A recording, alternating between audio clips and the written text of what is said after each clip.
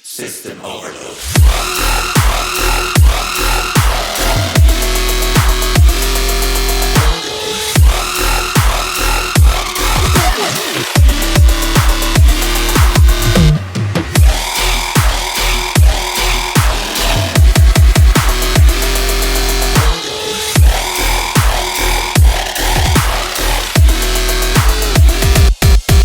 Welcome to bicycle journey with Naz bikes on. നമ്മളുടെ പുതിയൊരു എപ്പിസോഡിലേക്ക് നിങ്ങളെ എല്ലാവരെയും ഞാൻ സ്വാഗതം ചെയ്യുന്നു. വ്യത്യസ്തമായ ഒരു വീഡിയോയുമായിട്ടാണ് നമ്മളിന്ന് വന്നിരിക്കുന്നത്. ശരിക്കും ഞാൻ കഴിഞ്ഞ ദിവസം എൻ്റെ കൊല്ലത്തുള്ള ഒരു ബൈസൈക്കിൾ, അതായത് Mtb Stunt എന്നൊരു ഗ്രൂപ്പിനെ കുറിച്ച് നമ്മുടെ ഒരു സബ്സ്ക്രൈബർ വിളിച്ച് പറഞ്ഞു. അപ്പോൾ അവരുടെ ഒരു വീഡിയോ ചെയ്യണമെന്ന് പറഞ്ഞു. അപ്പോൾ ഞാനും വിചാരിച്ചു, കാരണം എന്ന് വെച്ച് കഴിഞ്ഞാൽ നമ്മളുടെ ചാനലിൽ നമ്മൾ ഇതുവരെ എൻ്റർടൈൻമെൻറ്റ് വീഡിയോസ് ഒന്നും ചെയ്തിട്ടില്ല. അപ്പോൾ ഇങ്ങനെയുള്ള ഈ ഒരു എൻ്റർടൈൻമെൻറ്റ് വീഡിയോയുമായിട്ട് തന്നെ വരാമെന്ന് വിചാരിച്ചു. അങ്ങനെയാണ് നമ്മൾ ഈ ഒരു സ്റ്റണ്ടിങ് ടീം, ബൈസൈക്കിൾ സ്റ്റണ്ടിങ് ടീമിനെ പരിചയപ്പെടുന്നത്. അപ്പോൾ അവരെ ഇന്നലെ വിളിച്ചു. അപ്പോൾ ഇന്ന് അവർ വരാൻ പറഞ്ഞു. വൈകുന്നേരം നമ്മളങ്ങനെ കൊല്ലത്തെത്തിയിട്ടുണ്ട്. അപ്പോൾ ആ ഒരു സ്റ്റണ്ടിങ് ടീമിൻ്റെ വിശേഷങ്ങളാണ് നമ്മൾ നിങ്ങളോട് പങ്കിടുന്നത്.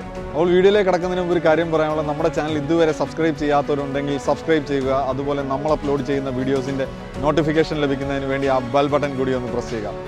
മറ്റൊരു കാര്യം എന്ന് പറയുന്നത്, നമ്മുടെ കഴിഞ്ഞ വീഡിയോയിലെ ഗീവ് അവേ വിന്നേഴ്സിനെ നമ്മൾ ഈ ഒരു വീഡിയോയുടെ എൻഡിൽ ഡിക്ലെയർ ചെയ്യുന്നതാണ്. അപ്പോൾ എല്ലാവരും വീഡിയോ സ്കിപ്പ് ചെയ്യാതെ കാണുക.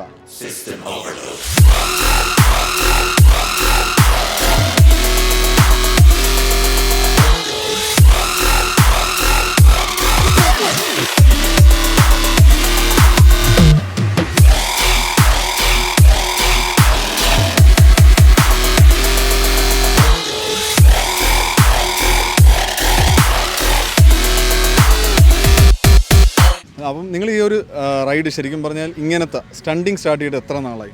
ഞാനിപ്പം സ്റ്റണ്ടിങ് സ്റ്റാർട്ട് ചെയ്തിട്ട് ഒരു 4 years ആയി. ഇവൻ 2 years ആയി. സാധാരണ സൈക്കിൾ ചെയ്യാതെ നിങ്ങൾ ഈ സ്റ്റണ്ടിങ്ങിലേക്ക് വരാനുള്ള കാര്യം എന്താണ്? സ്റ്റണ്ടിങ് വരാനുള്ള കാര്യം, സ്റ്റണ്ട്സിനോട് കൊച്ചിലെ പോലെ നല്ല ഇൻട്രസ്റ്റ് ഉണ്ടായിരുന്നു. കാണുമ്പോൾ ടി വിയിലെ കാണുമ്പോൾ നല്ല ചെയ്യണമെന്നൊക്കെ നല്ല ആഗ്രഹം ഉണ്ടായിരുന്നു. അങ്ങനെ ആശ്രമം വന്ന് ആദ്യമേ നന്ദു സ്റ്റണ്ട്ലോട്സ് അങ്ങനെ പരിചയപ്പെട്ട് അവൻ്റെ കൂടെ ചേർന്ന് സ്റ്റണ്ടിങ് പഠിച്ച് അങ്ങനെ കയറി വന്നു. ഓക്കെ. ഇപ്പം ഞങ്ങളെയൊക്കെ സംബന്ധിച്ചിടത്തോളം, ഞങ്ങളെന്ന് വെച്ച് കഴിഞ്ഞാൽ ഒന്നുകിൽ നമ്മൾ കാണുന്ന കൂടുതലും സൈക്കിൾ എൻഡ്യൂറൻസ് റൈഡ് ചെയ്യുന്നവർ, അല്ലെങ്കിൽ റേസ് ചെയ്യുന്നവർ, ഇങ്ങനെയൊക്കെയുള്ള ആളുകളെയാണ് നമ്മൾ കാണുന്നത്.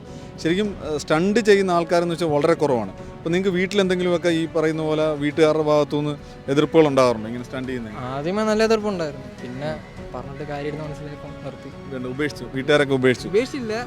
നീ നല്ലവരെ ചെയ്യുന്നു പിന്നെ പറഞ്ഞു. ഇപ്പം നല്ല പ്രോത്സാഹനമാണ് വീട്ടിൽ നിന്ന്. നല്ല അത്യാവശ്യം എല്ലാവരും എല്ലാം കറക്റ്റായിട്ട് നോക്കി ചെയ്യണം എന്നൊരു ഇതിൽ. എപ്പോഴും നിങ്ങൾ സേഫ്റ്റി ആർമേഴ്സ് എല്ലാം യൂസ് ചെയ്തുകൊണ്ട് തന്നെയാണോ നിങ്ങൾ റൈഡ് ചെയ്യുന്നതൊക്കെ? ആണല്ലോ. മെയിനായിട്ട് നിങ്ങൾ എന്തൊക്കെയാണ് ഇപ്പം നമ്മൾ ഈ കാണുന്ന 2 ബൈക്ക് ഇപ്പം കണ്ടു. ഇതൊന്ന് മംഗൂസാണ്. മറ്റേന്ന് പറയുമ്പോഴത്തേക്ക് നിങ്ങൾ ഫയർഫോക്സ് ഓൾട്ടർ ചെയ്ത് വെച്ചിരിക്കുന്ന വണ്ടി. അപ്പോൾ ഈ ഒരു 2 വണ്ടികൾ കണ്ടു. അപ്പോൾ ഇത് കൂടാതെ നിങ്ങൾ വേറെ ഏതെങ്കിലും ഈ സ്പെഷ്യലൈസ്ഡ് ആയിട്ടുള്ള ഇതിന് വേണ്ടിയുള്ള വണ്ടികൾ വല്ല യൂസ് ചെയ്യുന്നുണ്ടോ? ഞങ്ങൾ യൂസ് ചെയ്യുന്നുണ്ടോയെന്ന് വെച്ചാൽ ഇപ്പം നിലവിലിപ്പോൾ ഞങ്ങളുടെ ഈ ഇത്രയും വണ്ടിയേ ഉള്ളൂ. പിന്നെ ഒരു റോഡിയോ ഉണ്ട്, അങ്ങനെ പിന്നെ ഒരു റോഡി 2 ഉണ്ട്. പിന്നെ ഇതിനും റേഞ്ച് കൂടി വണ്ടി ഉണ്ട്. പക്ഷെ ഞങ്ങളിപ്പോൾ യൂസ് ചെയ്യുന്ന ഇതാ. ഇപ്പം നിങ്ങൾ ഈ ഒരു വണ്ടികൾ വെച്ചാണ് നിങ്ങൾക്ക് ശരിക്കും പറഞ്ഞാൽ ഈ ഒരു കാര്യത്തിന് വേണ്ടി എന്തെങ്കിലും സപ്പോർട്ടോ കാര്യങ്ങളോ എവിടെന്നെങ്കിലും ഒക്കെ കിട്ടിയിട്ടുണ്ടോ? അങ്ങനെ കിട്ടിയിട്ടുണ്ട്. അവിടുന്ന് ചിലയിടത്തൊക്കെ എല്ലാവരും ചിലവരെ ഉള്ളതൊക്കെ ഇൻട്രസ്റ്റ് ആയിട്ട് പറയുന്നത്. ബാക്കിയുള്ളവർക്കൊന്നും കാണുമ്പോഴേ അവർക്ക് എന്തോ ഒരു ഇതാ കാണുമ്പോൾ. അതെ, ആൾക്കാർക്ക് കാണുമ്പോഴത്തേക്ക് നിങ്ങൾ ഈ സൈക്കിളും കൊണ്ട് നടന്ന് പല രീതിയിലുള്ള അഭ്യാസങ്ങൾ ഇങ്ങനെ കാണിക്കുന്നു. ചോദിക്കാനും ഉണ്ടാകുന്നൊന്നും പോകത്തില്ല. പക്ഷെ എന്നാൽ അവർക്ക് കാണുമ്പോൾ എന്തോ അവർക്ക് ഇഷ്ടപ്പെടത്തില്ല. ഇത് കാണുമ്പോൾ ഭയങ്കര ഇറിറ്റേഷൻ അവർക്ക്. അങ്ങനെയുള്ളവരെ ഇതാക്കിയിട്ടാണ് നമ്മൾ ആരും ഇല്ലാ സ്ഥലം നോക്കി വന്ന് ചെയ്യുന്നത്. അവിടെ പിന്നെ അവരുടെ സംസാരവും അങ്ങനെ ഇങ്ങനെയൊക്കെയോ. അതുകൊണ്ട് ഇവിടെ ആകുമ്പോൾ ആരും കാണാത്തോലും ഒതുങ്ങിയൊരു മൂലയിലങ്ങനെ നിങ്ങൾ ചെയ്തു കൊടുക്കും. ഓക്കെ. അപ്പം ഇവരുടെ ഒരു വിശേഷം ശരിക്കും പറഞ്ഞു കഴിഞ്ഞാൽ, ഇവരുടെ ആദ്യത്തെ സീനിയർ റൈഡർ എനിക്കൊരു 4 വർഷം പരിചയം ഉണ്ടായിരുന്നു. ഞങ്ങൾ ഒരുമിച്ച് ഒരു ചെറിയ റൈഡ് നടത്തിയിട്ടുണ്ട്. അന്ന് പുള്ളി റോഡിൽ വെച്ച് നമ്മുടെ മുമ്പിൽ ഒരു അഭ്യാസം കാണിച്ച വ്യക്തിയാണ്. നന്ദു അല്ലേ ഏറ്റവും സീനിയർ? അതെ, നന്ദു ആയിരുന്നു. കേരളത്തിൽ തന്നെ സ്റ്റൺലോട്സ് എന്ന് പറയുന്ന ടീമില്ലേ? ഓക്കെ. ഇപ്പം ഈ കൊല്ലം ബേസ് ചെയ്ത് ഇപ്പോഴത്തെ നമ്മുടെ പേര് റാപ്റ്റേഴ്സ് എന്നാണ് ഇവരുടെ ഇപ്പോഴത്തെ ടീമിൻ്റെ പേര്. അപ്പോൾ ശരിക്കും പറഞ്ഞു കഴിഞ്ഞാൽ നമുക്കിനി ഇവരുടെ ആ ഒരു റൈഡും കാര്യങ്ങളും ഒക്കെ ഒന്ന് കണ്ടു നോക്കാം.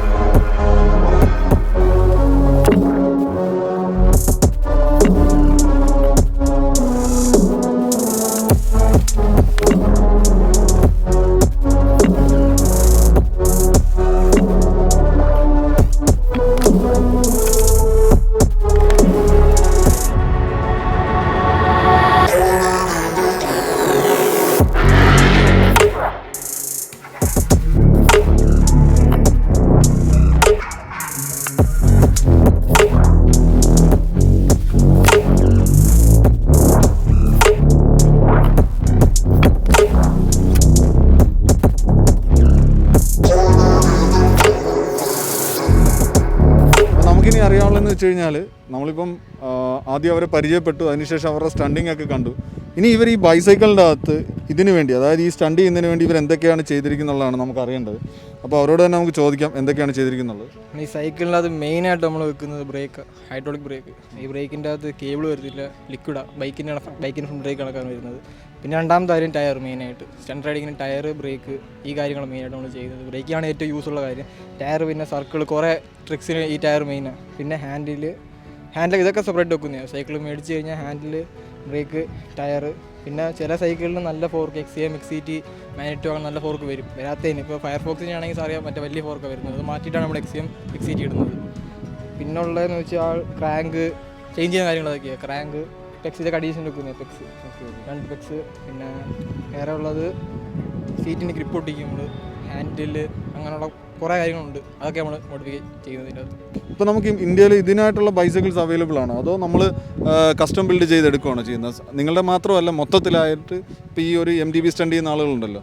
ഈ വേൾഡിൽ ഈ ഇതിനു വേണ്ടി ഇറങ്ങുന്ന സൈക്കിളുണ്ട്. പക്ഷേ ഇന്ത്യയിൽ ലോ ഫ്രെയിംസ് ഇറങ്ങും, 14 ഇഞ്ചിൻ്റെ ഫ്രെയിം ഇറങ്ങുന്നുണ്ടെങ്കിലും പക്ഷേ ഹാൻഡിൽ, ബ്രേക്ക്, ഗിയർ സെറ്റ്, അങ്ങനത്തെ പല കാര്യങ്ങളുണ്ട്. അതെല്ലാം വേറെ, ടയറൊക്കെ വേറെ ആയിരിക്കും. അപ്പോൾ ഇന്ത്യൻ സൈക്കിൾ എടുക്കുകയാണെങ്കിൽ എങ്ങനെയൊക്കെ പോയാലും ഹാൻഡിൽ, ബ്രേക്ക്, ടയർ, ഫോർക്ക്, ഇത്രയും കാര്യങ്ങൾ മാറ്റിയാലേ നല്ലൊരു പ്രോ ലെവലാവാൻ പറ്റത്തുള്ളൂ.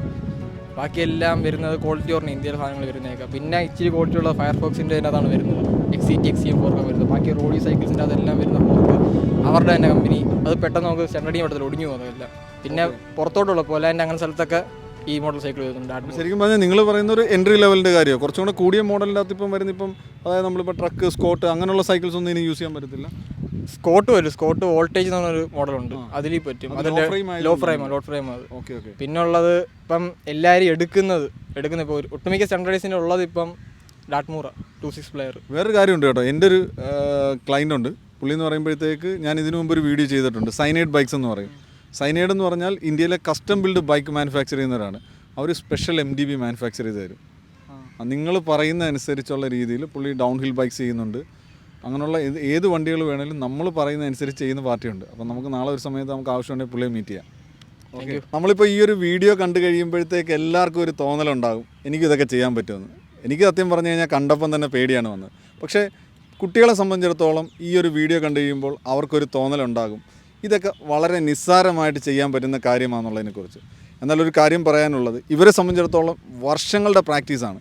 ശരിക്കും പറഞ്ഞു കഴിഞ്ഞാൽ ഈ പ്രദേശത്തുള്ള ആരും പറയും, ആരോട് ചോദിച്ചാലും പറയും, ഇവർ എല്ലാ ദിവസവും ആശ്രമം മൈതാനത്ത് പ്രാക്ടീസ് ചെയ്യുന്നതിനെക്കുറിച്ച്. എത്ര വർഷമായിട്ട് പ്രാക്ടീസ് ഉണ്ട്? ഞാനിപ്പം 4 വർഷമായി. 4 വർഷമായിട്ടുള്ള പ്രാക്ടീസാണ്. ഈ വീഡിയോ കണ്ടിട്ട് ആരും 4 ദിവസം കൊണ്ട് ഈ ഒരു പരിപാടിക്ക് ഇറങ്ങിത്തിരിക്കരുത്. കുറേ വീണിട്ടുണ്ട്.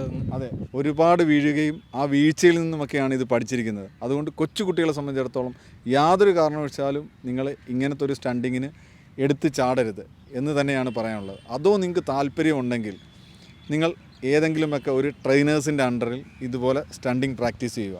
അപ്പോൾ നമ്മുടെ വീഡിയോ ഇവിടെ കൊണ്ട് അവസാനിക്കുകയാണ്. അവസാനിക്കുന്നതിന് മുമ്പ് 1-2 കാര്യങ്ങൾ കൂടിയുണ്ട്. നമുക്ക് ആദ്യം ഇവരുടെ ഒരു ഇൻസ്റ്റാഗ്രാം പേജ് ഉണ്ട്. ഇൻസ്റ്റാഗ്രാം പേജ്, അതിൻ്റെ ഡീറ്റെയിൽസും കാര്യങ്ങളും, നിങ്ങൾക്ക് എന്തെങ്കിലും കാര്യങ്ങളുണ്ടെങ്കിൽ ഇവരുമായിട്ട് കോൺടാക്ട് ചെയ്യണമെന്നുണ്ടെങ്കിൽ ഇവരുടെ ഇൻസ്റ്റാഗ്രാം പേജാണ് നമ്മൾ തരുന്നത്. അപ്പോൾ ആ ഇൻസ്റ്റാഗ്രാം പേജ് ഡീറ്റെയിൽസും കൊടുക്കുക. ഇൻസ്റ്റാഗ്രാം പേജിൻ്റെ പേര് ടീം റാപ്റ്റേഴ്സ് ഒഫീഷ്യൽ എന്ന പേര്. എൻ്റെ പേര് അരുൺ സ്റ്റണ്ടോ, ഇത് ഡെന്നീസ് സ്റ്റൺസ്.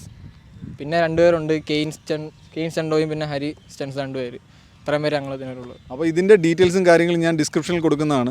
അപ്പോൾ നമ്മുടെ ഈ ഒരു വീഡിയോ ഇവിടെ കൊണ്ട് അവസാനിക്കുന്നു. അടുത്തൊരു വീഡിയോയുമായി വീണ്ടും കാണുന്നവരെ ഞങ്ങൾ എല്ലാവരും കൂടെ ചേർന്ന് സൈനിങ് ഓഫ്.